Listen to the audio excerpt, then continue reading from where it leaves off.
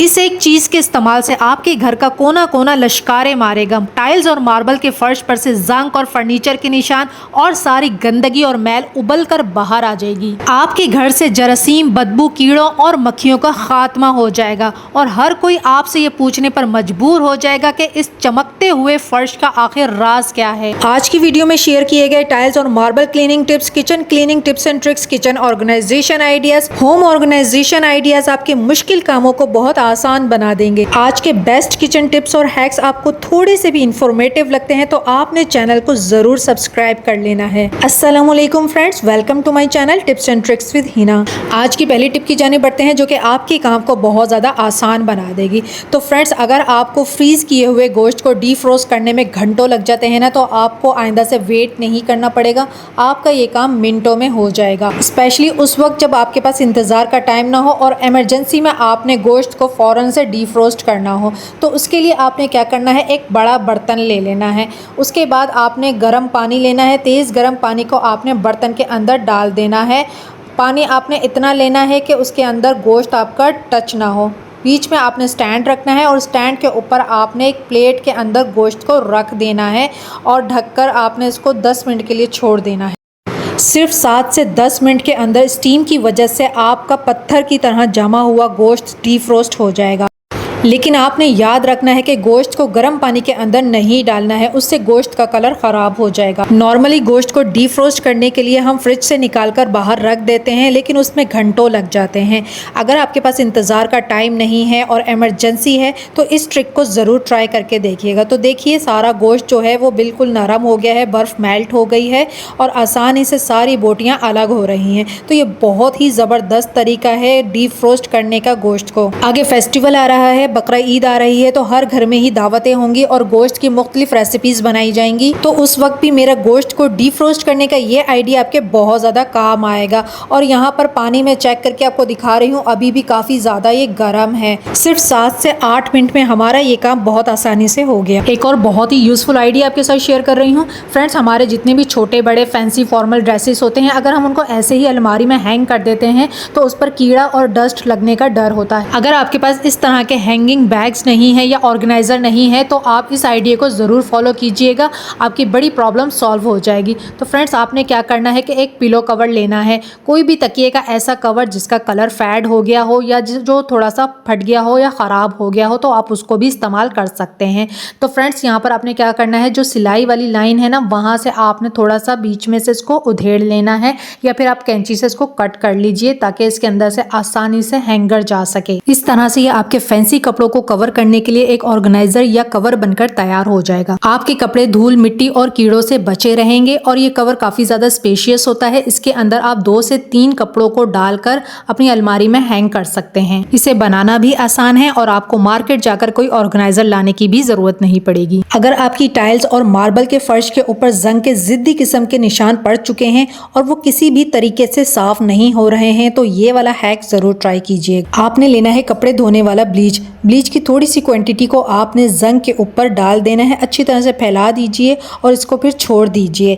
तकरीबन 15 मिनट आपने लगाकर छोड़ देना है ताकि बाद में आपको इस निशान को रिमूव करने में आसानी हो। अगर आपके पास कपड़े धोने वाला ब्लीच ना हो तो आप किसी भी सिट्रिक चीज़ का इस्तेमाल कर सकते हैं। आप विनेगर या फिर लेमन जूस का भी इस्तेमाल कर सकते हैं। मुतासिरा जगह पर लगाकर उसको थोड़ा ज़्यादा टाइम के लिए आप छोड़ दीजिए, उससे भी जो है जंग के निशान रिमूव हो जाते हैं। तो यहाँ पर मैंने स्क्रब कर लिया है और स्क्रब करने के बाद एक गीले कपड़े से हम इसको वाइप ऑफ कर देंगे। तो बहुत ही आसान तरीका है, जैसे भी जंग के निशान होंगे आपके फर्श के ऊपर, फ्लोर के ऊपर, वो बहुत ही इजीली रिमूव हो जाएंगे। आगे मैं आपके साथ बगैर किसी फ्लोर क्लीनर के फर्श को चमकाने का आसान तरीका शेयर करूंगी। तो हमारी अगली टिप भी बहुत ज़्यादा यूजफुल है। आप में से किसी ने मुझे मैसेज किया था कि मेरे हस्बैंड के कपड़े बहुत ज़्यादा गंदे हो जाते हैं, तो उनको साफ करने का कोई आसान तरीका बता दीजिए। यहाँ जो आप व्हाइट कपड़े देख रहे हैं ना, ये भी काफ़ी ज़्यादा गंदे और मैले हुए हैं। और ये जो वाइट पैंट है ना, ये मेरा बच्चा कीचड़ में गिर गया था तो उसको मैंने फ़ौरन ही वॉश कर लिया था। उसके बावजूद आप देख सकते हैं ये साफ़ नहीं हुई है। जो हजरत मजदूरी करते हैं और उनके कपड़े बहुत ज़्यादा गंदे और मैले हो जाते हैं, तो उनके कपड़ों को इस तरह से वॉश करके ज़रूर देखिएगा, आपका जो काम है ना काफ़ी ज़्यादा आसान हो जाएगा। तो आपने कपड़े धोने वाला साबुन का इस्तेमाल करना है। कपड़े धोने वाला साबुन सर्फ के मुकाबले में काफ़ी ज़्यादा स्ट्रॉन्ग होता है और ये कपड़ों के ऊपर लगे हुए दाग धब्बों को बहुत ही आसानी से साफ़ कर देता है। आप आपने कपड़ों के ऊपर साबुन को अच्छी तरह से लगा देना है।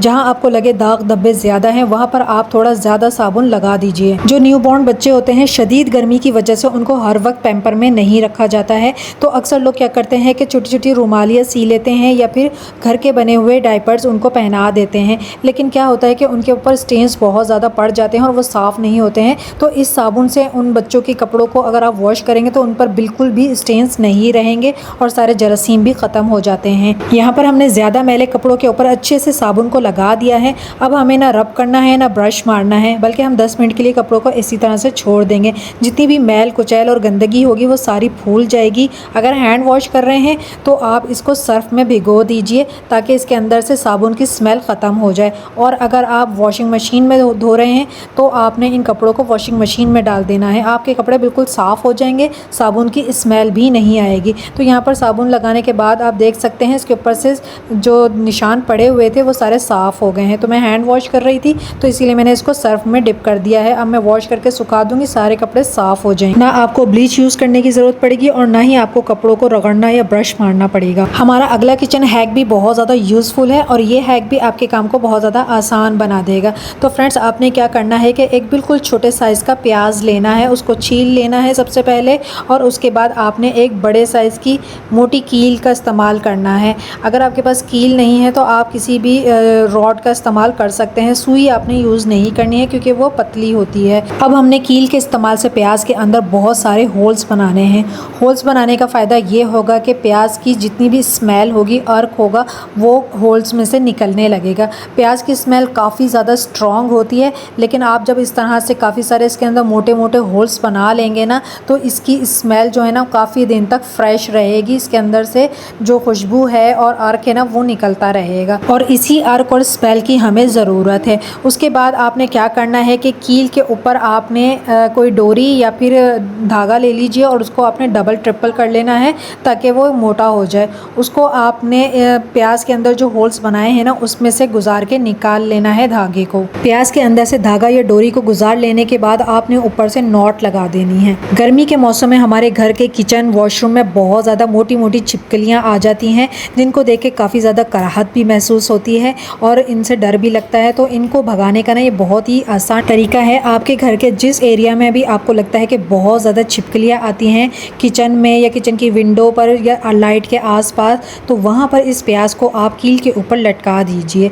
आहिस्ता आहिस्ता आप देखेंगे इसकी स्ट्रॉन्ग स्मेल की वजह से छिपकलियाँ वहाँ से गायब हो जाएंगी और आपकी इन छिपकलियों से जान छूट जाएगी। अगर यहाँ मैं आपको ठीक से दिखा पा रही हूँ तो आप देख सकते हैं टाइल्स के ऊपर बहुत ज़्यादा निशान पड़े हुए हैं। अगर आपकी टाइल्स और मार्बल के फ्लोर के ऊपर बहुत ज़्यादा गंदगी और मैल जमा हुआ है और वो साफ़ नहीं हो रहा है, या फिर फर्नीचर के निशान पड़ चुके हैं, या फिर फर्श के ऊपर शाइनिंग नहीं रही है, चमक ख़त्म हो चुकी है, कीड़े बहुत ज़्यादा आपके घर में आते हैं, स्मेल आती है, तो उसका बहुत ही आसान हल मैं आज आपके साथ शेयर कर रही हूँ। तो पोछा लगाने के लिए आप जितना पानी लेते हैं उससे थोड़ी सी कम क्वांटिटी में आपने पानी लेना है ताकि हमारा एक अच्छा क्लीनर बनकर तैयार हो सके।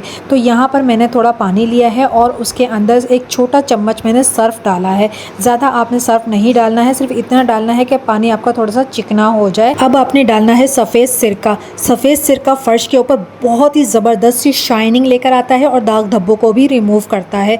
एक ढक्कन भर के आपने सफ़ेद सिरका ऐड कर देना है। और तीसरी चीज़ आपने यूज़ करनी है एलम यानी कि फिटकरी। फिटकरी को आपने साबुत यूज़ नहीं करना है बल्कि इसका पाउडर बना लीजिए और एक चम्मच भरकर फिटकरी इस पानी के अंदर ऐड कर दीजिए। पानी को अच्छे से मिक्स कर लीजिए।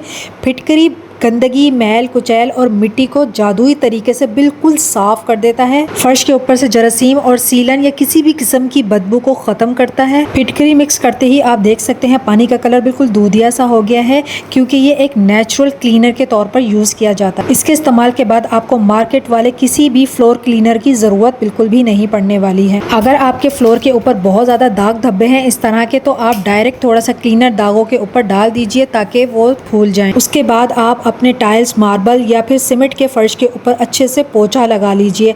आपका फ़र्श जो है वो बहुत ही ज़बरदस्त तरीके से ना सिर्फ चमकने लगेगा, जितने भी जरासीम, बैक्टीरिया होंगे वो भी ख़त्म हो जाएंगे, दाग धब्बे भी बहुत ही आसानी से रिमूव हो जाएंगे और गर्मियों में निकलने वाले छोटे छोटे कीड़े या फिर चींटियाँ भी ख़त्म हो जाएंगी। आप चाहे बैठकर या फिर खड़े होकर मोपिंग करें, दोनों सूरतों में आपके घर की साफ सफाई का काम बहुत ज़्यादा आसान हो जाएगा। इस क्लीनर के इस्तेमाल से मैंने आपको दाग धब्बे भी रिमूव करके दिखाए हैं और फर्श के ऊपर बहुत ही ज़बरदस्त चमक भी आ गई है। हाउस क्लीनिंग के टिप्स एंड ट्रिक्स पसंद आए हैं तो वीडियो को लाइक ज़रूर कीजिएगा। अल्लाह हाफिज़।